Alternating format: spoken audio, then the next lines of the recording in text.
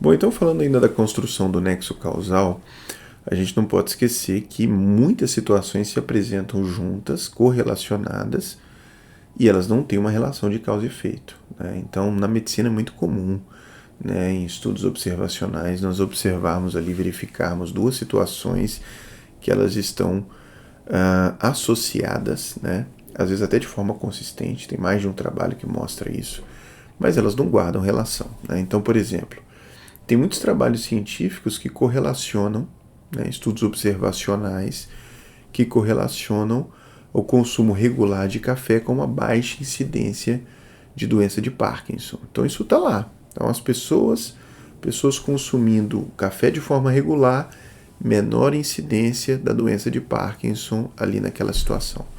O que eu poderia inferir, né, concluir? Que, quem sabe então, o consumo regular de café protege em relação à doença de Parkinson. Isso é possível? É possível.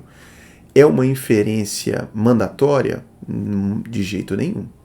Inclusive pode acontecer até o contrário. Pode ser então que por algum motivo pessoas com doença de Parkinson tenham um consumo mais regular de café, ou simplesmente pode não haver relação direta nenhuma. E essas duas coisas aparecem juntas ali, né? Então, claro, as associações são pistas de uma eventual correlação, mas elas não necessariamente apontam para isso, né? Um outro exemplo, por exemplo, me ocorreu aqui. Obesidade e depressão. São duas situações que também aparecem correlacionadas. Há um nexo causal entre obesidade e depressão? A gente não sabe exatamente, né? Só sabe que existe uma associação, né? Então, até coloquei essa fotinha aqui, né? Isso aqui é praticamente um axioma, assim, uma máxima. Quem trabalha com pesquisa, né, é apresentado bem precocemente a essa frase: correlação não é sinônimo de causa, né? E coloquei essa fotinha desse gatinho aí para poder falar sobre os critérios de Rios, né? Os critérios de Rios, eles foram publicados em meados da década de 60 do século passado. Eles têm ali critérios, né? São critérios para tentar nos aproximar de uma conclusão a respeito de nexo, de relação de causa e efeito, né? Então, eu peguei aqui um slide do INCA, né, que fala sobre os critérios de Rios. Um desses critérios está aqui, é a plausibilidade. Existe plausibilidade biológica para o efeito existir? Né? Então, por exemplo, aqui eu vi o gato nesse telhado, né? Então aqui eu posso dizer que há uma associação do gato com o telhado desabado. Estão associados os dois, certo? Porém, existe plausibilidade, né?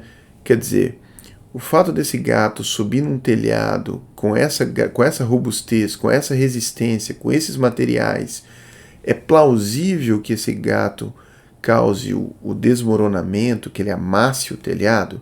Não é plausível, não é razoável.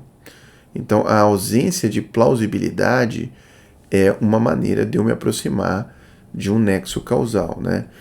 A coerência também, né? A ausência de conflitos entre os achados e conhecimento sobre a história natural da doença, né? Então, existe coerência nessa situação aqui, ou seja, do que nós conhecemos sobre esses materiais e sobre outros telhados que desabaram e que amassaram. Já houve casos de um gato subir num telhado com essa robustez e amassar dessa maneira. Há outros exemplos. É uma situação única, né? É coerente, então essa situação aqui não preenche também o critério de coerência, nem de plausibilidade. Claro, para a gente estabelecer o nexo causal, não necessariamente tem que haver todos os critérios, mas quanto maior o número de critérios, maior a chance de um nexo causal verdadeiro, né?